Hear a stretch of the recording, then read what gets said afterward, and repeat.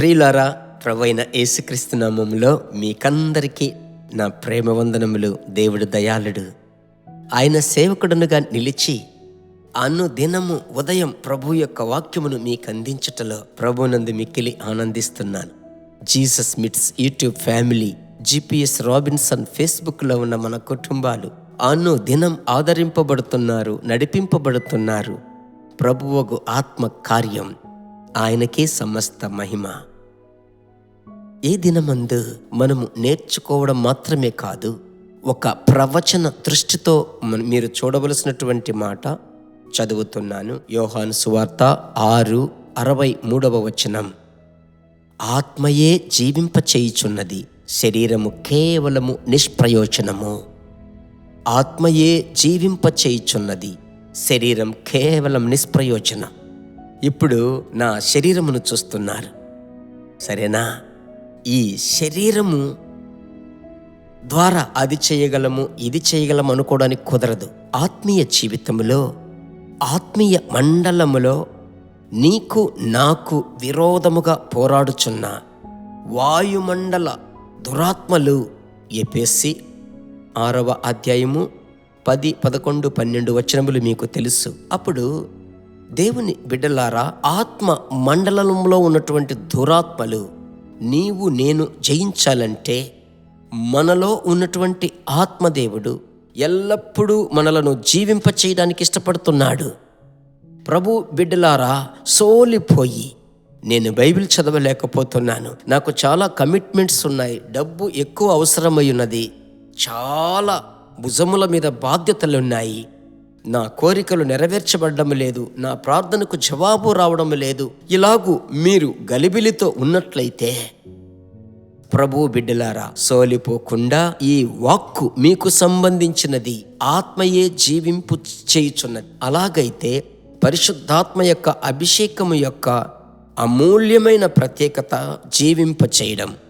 సోలిపోయినటువంటి వారిని, తల్లడిల్లు వారిని, అంత అయిపోయింది ఏమీ లేదు అని చెప్పు వారిని, చాలు ప్రభువా అని చెప్పేటువంటి వారిని బ్రతికించేది.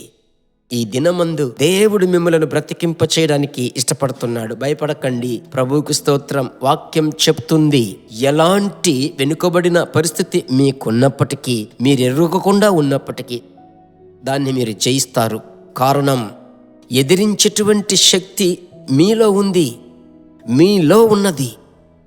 ప్రభువుకు స్తోత్రం. 2 రాజులు 4 ఆ ప్రవక్త భార్య, ఏ మార్గము లేదు, నేను కష్టపడుతున్నాను, నా భర్త చనిపోయాడు అని చెప్పేటప్పుడు ప్రవక్త అడుగుతున్నాడు, నీ ఇంట్లో ఏముంది? ఒక కుండ నూనె. ఆ కుండ నూనెలోనే నీ జీవితం ఉన్నది. నింపుకొని వెళ్ళింది.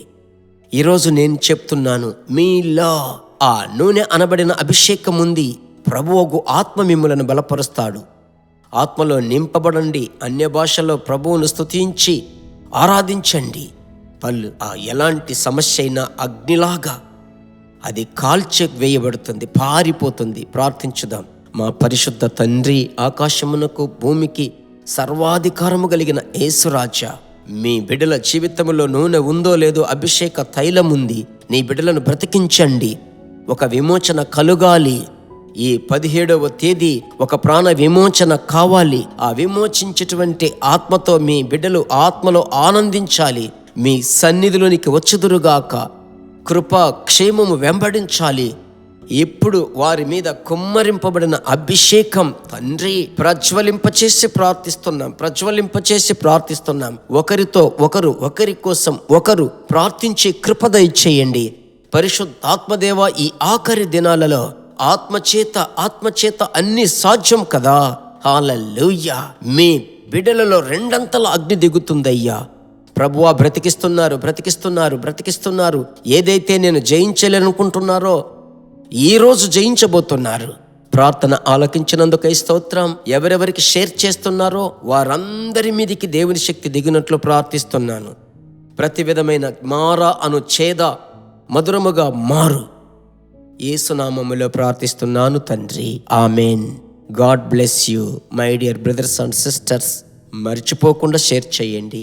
ప్రభు యొక్క రాజ్యమును కట్టుదాం. మరలా కలుసుకుందాం. God bless you.